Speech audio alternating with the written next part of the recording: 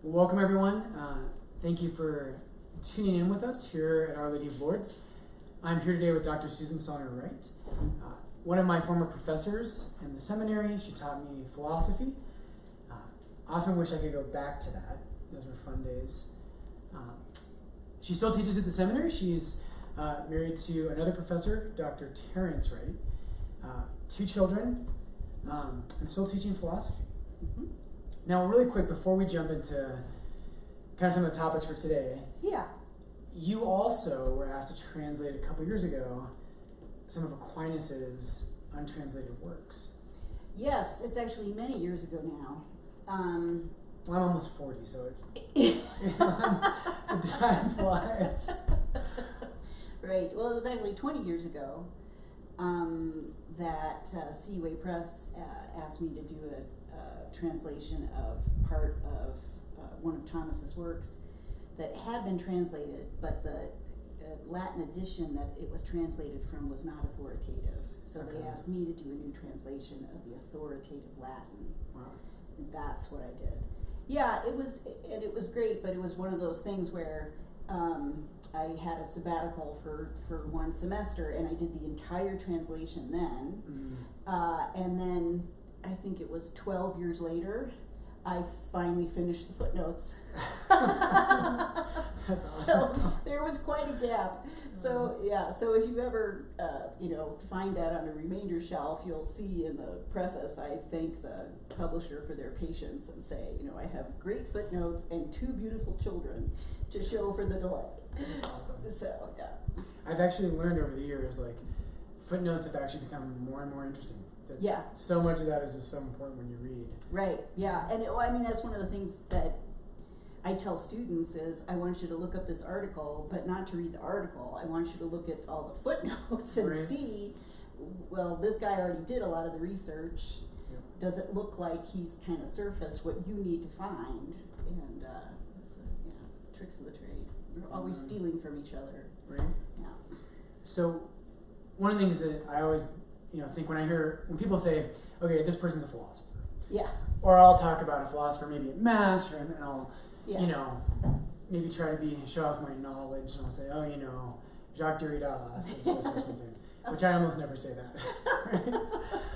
But I think a lot of people in the world today, they feel like when you meet someone who has a philosophy degree, Yeah.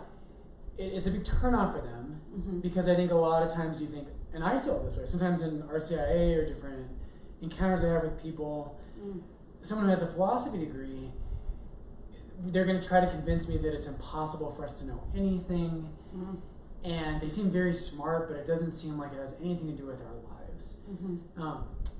And so why should someone care about philosophy?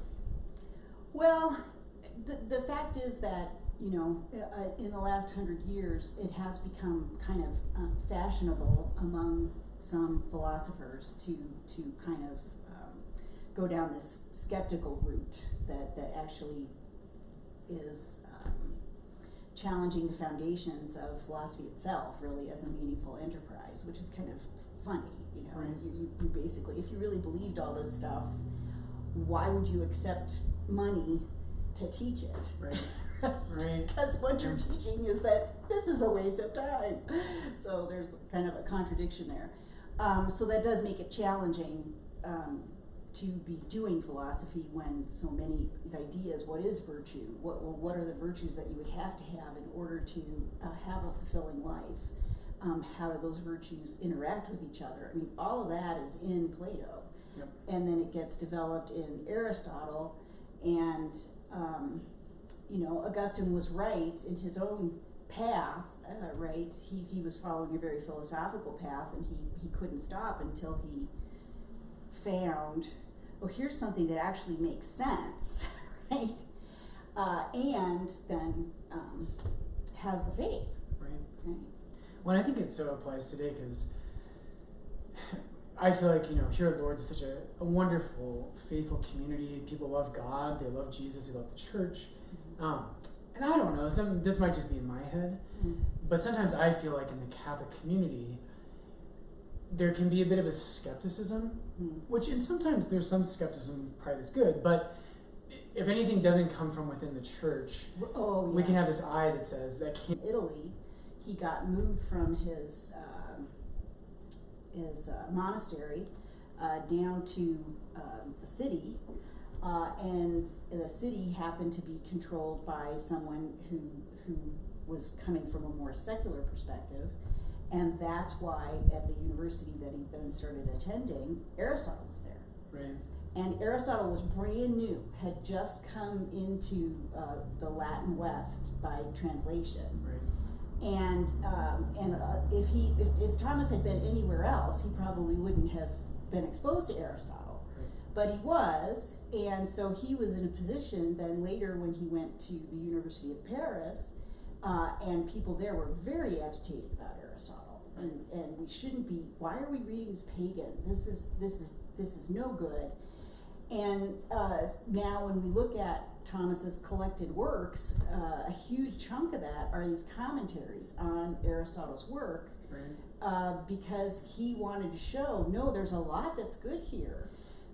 There's a lot that is a gift, right, to us. The Holy Spirit is all over some of this, and particularly in his ethics. Right. You know, that Aristotle's approach to kind of human action and human virtue, it's incomplete because it doesn't take account of the revelation, but it's a very good basis. And when we're evangelizing with people who aren't persuaded of the revelation, I find Aristotle is a great way to sneak up on people. Yeah. Because he just makes this intuitive sense. Yep. Right? And I've had the experience when I used to teach undergraduates of, you know, kids coming up to me and saying, gee, I always thought that my parents just said this stuff because they were just Catholics and da-da-da. But now Plato is saying you shouldn't let your life be run by your lower desires. Right? So maybe my parents aren't just crazy Catholics. Right, you know? And it's just like, yes. Right. So. And Aristotle too, right? So one of the things I find, going back to that question about modern philosophy and ancient. Yeah. And I love that the Aristotle. I think when I started philosophy at the seminary, and I started studying with you and with Terry. Yeah. I was a skeptic. I was like, what do I need to know about philosophy? I was I love the Bible. I love the church. What do I need this for? And I think it's so delightful because when you read ancient, it's actually about your life. Right. It's not about disproving that you can know something. It's the opposite. Like Aristotle is so practical, and he's like, how do we make good decisions about how to live good lives, and how do we build habits that are going to enable us to live the right kind of life? That's right. Well, and it is just hilarious to watch, because I teach men in their very first semester of academics, and a lot of them are just like you, and they're like, okay, I'm here because somebody told me I had to do this, but you know, I don't see why I'm doing this. And it is so fun, and you can actually see it happen in guy after guy. The day that something comes up in class and they're like, oh my gosh, that's actually important. And wow, that actually might be helpful. You know? Right. And usually by the end of the semester, the first semester, 2/3 of the men have had that moment. Yeah. You know, and I no longer am having to do this dance of, here's why this is important. You know, but invariably by their 4th semester, every man has had that turn. And I think that's one of the reasons that it's really important that pre-theology is at least 4 semesters, is because some people take that long to figure out, hey, wait a minute. Some of us are slower than others. Well, yeah. or some, it also is the case that some people have had very bad experiences at university or at college, and they really have been confronted with academics who think that it's their job to undermine their faith. Right. You know, so they kind of come in with this suspicion, right, that might be what you're about. And, you know, just like in any other situation where somebody's had that kind of experience, you need to give them a lot of data points to show that they can trust you. Right. And some people need a heck of a lot of data points. No, absolutely. Yeah. When I think about that kind of dialogue between philosophy and our faith, Yeah. I tend to think of like two extremes. So I think on one level, you have we were talking about Tertullian's quotes. So Tertullian lived 3rd century into the early 4th, and Tertullian is an early Christian, and he writes in the West, speaks Latin, just like you, and Tertullian says, "What does Jerusalem have to do with Athens?" And so he's kind of one of these people who's saying, "Why do I need to know Plato or Aristotle or philosophy?" And in my mind, my answer to that is, truth is universal. Mm-hmm. And so, for instance, in Romans 1 and 2, St. Paul is going to say that God wrote this law on every human heart. Right. And so people who didn't have the revelation of God, they still have, no one ever says, hey, oh gosh, I didn't know I wasn't supposed to murder people. Right. Right? And so it's out there, and I think with philosophy, this is people who are saying, they're thinking deeply about what does it mean to be a human being? What is life about? Right. What a wondrous world do we live in? Right. And how should I live in this life? And not just kind of go through it, just not even thinking, but thinking deeply about where should I go? Right. And I think that just really matters. Right. And what's going on? Yeah. Well, I mean, we've seen that just recently with the different protests and the protests that then get altered into riots, and people trying to talk about, okay, we want to protest something that is just objectively terrible, and we want to make it clear that we're not just going to kind of forget about this and go back and get distracted by our regular lives, that we really insist that this is unacceptable and must change. Right, that's what protest is about. But then we have people who are taking the occasion of protest to do something very different, which is recording things and then saying, this is what you are seeing, this is what it means, and this is what we should do. And it's very dangerous. Right. So I don't know if you saw, there was just this incredible clip of Tay Anderson, who's this city council guy, who's been really involved in organizing peaceful protest under the Black Lives Matter banner. And there's this viral video that somebody took of him being interviewed by somebody in the actual press about his own distress that the protests after a certain point were becoming violent, and he really didn't want that, and da-da-da. Well, in the middle of this conversation, somebody else is taping the conversation on a cell phone, and then another man walks by, right, kind of behind these people, and he's got a crowbar that he's swinging around. And Tay Anderson sees this and breaks off in the middle of this interview and starts chasing the guy, saying, no, we don't want that. That's not what we want.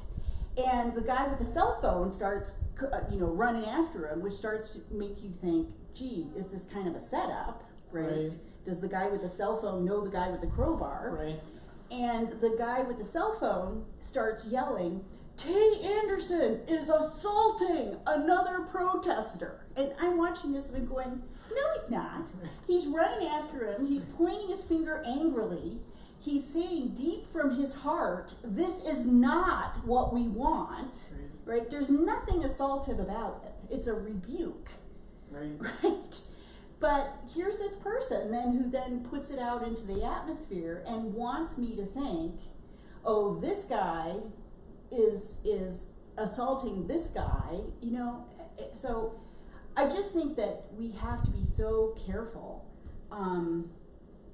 not to let people that we don't have good reason to trust tell us what's going on.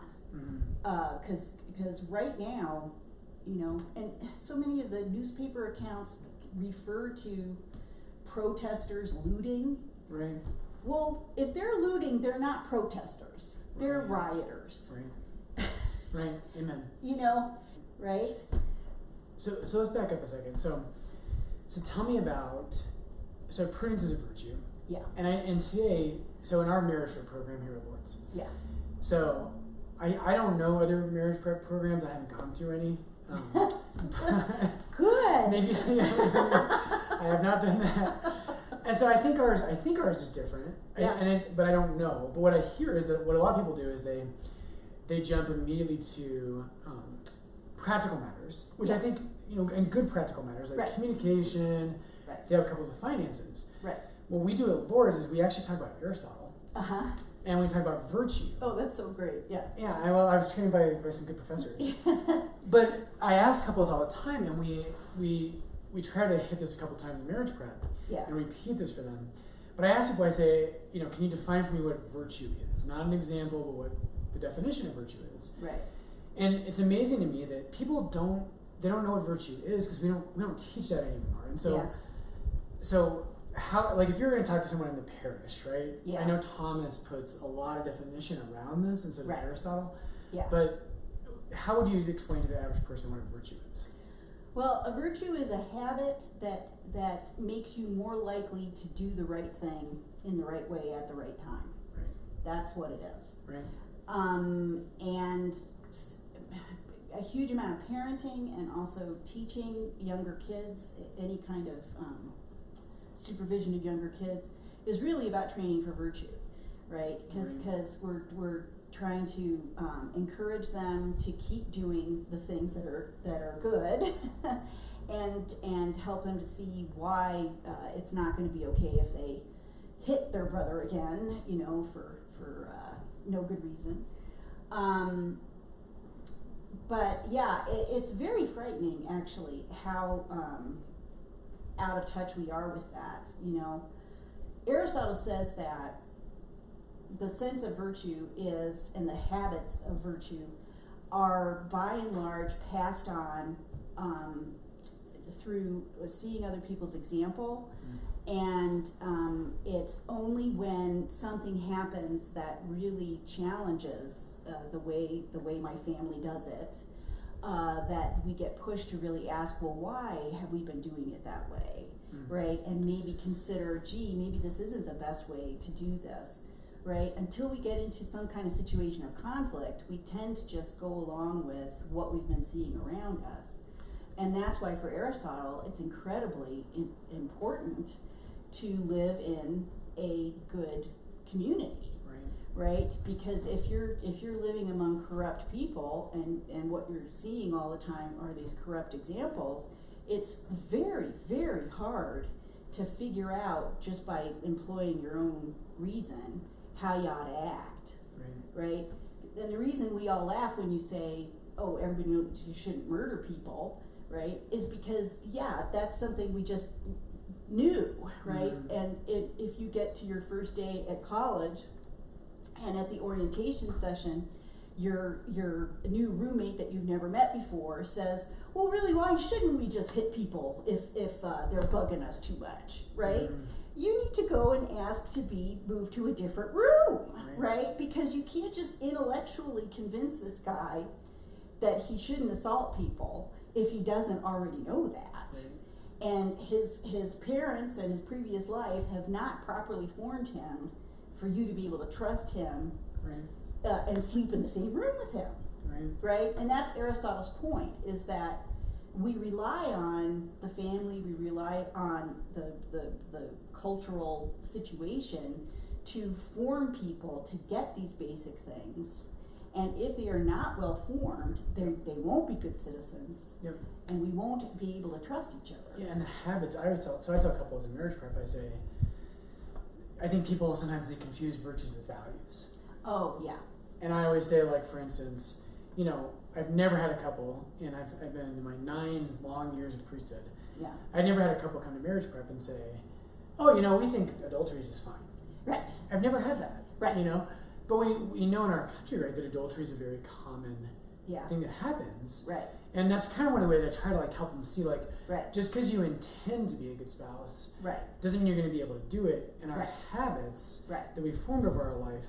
Right. And I think the cool thing that, going back to like philosophy, where St. Thomas Aquinas and Aristotle, I think what they do is they show us how to live a good life, right? Yeah. And I mean, Aristotle and Plato does this first, but Aristotle really teases out, well, what are the ways in which we really screw up, right? And he says, well, one big way is when we get way too pushed around by pleasure, right? And then he's got this huge amount of reflection on, well, what are all the different ways that happens, right? Right. And we read that or talk about it, and we're like, yeah, that's really true, yeah, right? And seeing that is helpful, right? And that's why we can't parent by pleasure, right? That, oh, you did this, so you get this, and you did this, and you get this, because if a child learns that the only reason I do these good things is so I get some pleasure out of it, right. we are setting them up for very bad future, right? Because sometimes doing the right thing is not pleasant, right? So pleasure is one of them. Another big one is fear, right? Or there's something that is hard for me, right? And so examining, that's one of the ways we get screwed up. We let fear push us around, or we're unable to endure difficulty, right? And then that all gets developed as all these different ways that courage is important. Right. And justice, wanting to do right by other people, right? That's a whole other category. And then prudence is the fourth big one, right? And prudence really, I think, more and more comes down to, do you have respect for reality, right? Or do you think, no, reality can just keep it to itself, right? And I'm going to make this be what I want it to be. Well, that's just a fool's errand, right?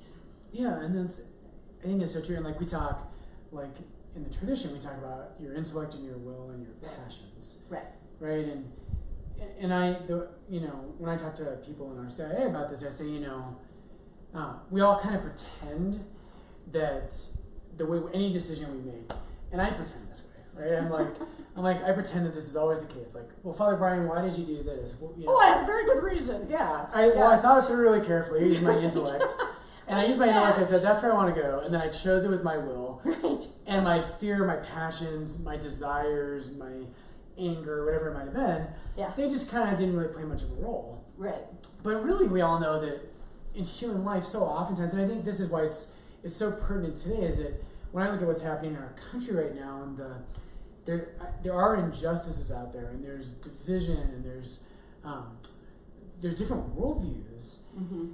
But one of the things I see is that people, their passions, their fears, their anger, which there's probably a reason for anger, but when I do things, if my anger's driving me, I'm probably gonna do things that later on I'm gonna be like, really shouldn't have done that.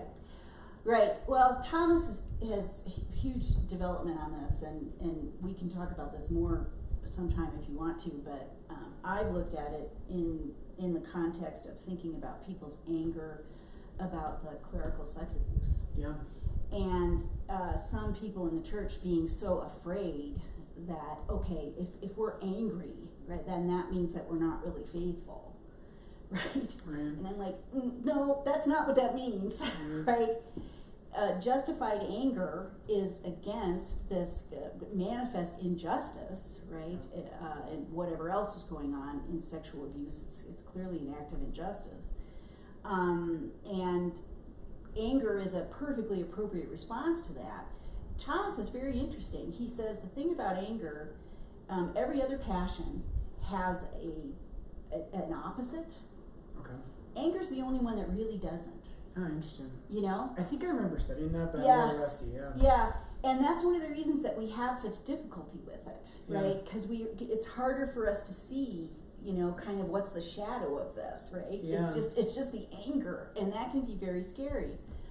But what Thomas says is that righteous anger helps to move us, right? Because the passions that are there, they help push us to act, to rectify, right, whatever the injustice is. And that a person who sees injustice and isn't angry, and therefore isn't moved to act, right, that's bad, right? We should be more angry. I tell people, too many of us are complacent about abortion. Right. We just get used to it, and I know I'm guilty of this. Right, and you kind of, and in some ways it's sort of a coping mechanism, because it's just so horrible, right, that if you just keep thinking about it, it's just that, and that's also why it's really important to have ways to channel that. You know, I can work at the Gabriel House, I can go to the Rosary at Planned Parenthood, right? So I am taking actions which are actually meaningful. But what Thomas says is, the trouble is, if anger continues, and if the injustice continues, and there isn't some kind of real progress toward rectifying the injustice, then the anger will tip off into something else, right? And just becomes wrath, right? Which at that point is mindless, and destructive, right? So that's what is so so concerning. And I think for a lot of us, you know, I'm sure you've seen this in counseling with people who have had an active alcoholic in their family, which I have 2 generations back. And what I have seen in my own family is that people who grow up with that, any kind of conflict that might trigger this person just has to be suppressed. And you know, and you never get angry about anything, because that might put off the person that we have to appease at all costs. And and then in the next generation, they no longer have the alcoholic in the house, but they still have that habit of no conflict allowed, right? We're just going to pretend that nobody's upset, right? So nothing gets resolved. And, you know, and then you take that into the next generation of, well, gee, right? That's really not true. But the habit of no anger allowed continues, right? Because of that family dynamic. That's no good. And it's very destructive to people. No, that's so true. Now, what about this? So we've got to kind of wrap things up a little bit. But Sorry. No, this is why we do it. This is going to be fun. We'll do it again. But maybe talk a little about this. One of the impressions I think that people can get about St. Thomas Aquinas, you know, and if you pick up the Summa Theologiae, which is his major work, there's others. He wrote a lot of things. One of the things that I think I used to think about St. Thomas is that he's just kind of this cold academic. And what I've come to learn over the years, you know, is that just wasn't true. And so when he talks about anger and he talks about these things, I mean, he had controversy in his life. And Thomas really wasn't this kind of just cold academic, but he how do you think about that? Well, he does have this style that is very, you know, okay, here's the business at hand. But there are places like, you know, there's a place where he talks about if somebody is really sad, and what are the right responses to that. And he says, weeping and taking a hot bath, good ideas. You know? I haven't tried that one. And I don't know if he means to do it at the same time or that those are 2 different strategies, but he says weeping and taking a hot bath, good strategies. And I'm like, all right. You know, I mean, there's clearly a person behind this, and the stories that you get of his scholarship and his complete devotion to the Eucharist, and his tendency to there was this very well paved path between his study and the chapel, right? And evidently he was going back and forth all the time, because he would run into something, and he wasn't sure how to talk about it, and he'd go into the chapel and pray about it, and then he'd come back, you know? I mean, so he saw his writing and his teaching as really his mission, Yep. And there's a reason he joined the Dominicans, which was a very new order, right? That was doing something bizarre from the point of view of his family, who wanted him to be a good, solid Benedictine, right? So, and they thought, oh, okay, he'll become the abbot, and we will understand what that is and what his place in the world is. And he's like, no, I'm going off with these guys who constantly walk around Europe and teach other people and are usually dirty and not always well fed, right? Right, totally. so he definitely had a mission, and he had a sense that I'm doing this for Jesus, right? And so going back to the people in marriage prep, I think that the thing that the world never tells you about marriage is that ultimately it is for the sake of assisting this other person to heaven. Right. And if you don't know that, then it's just impossible to do it well. Mm-hmm. Right?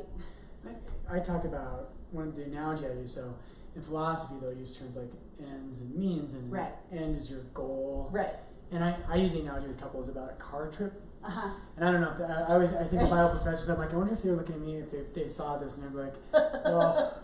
Well, you do. You have to know, where are we trying to go? Exactly, right? Yeah.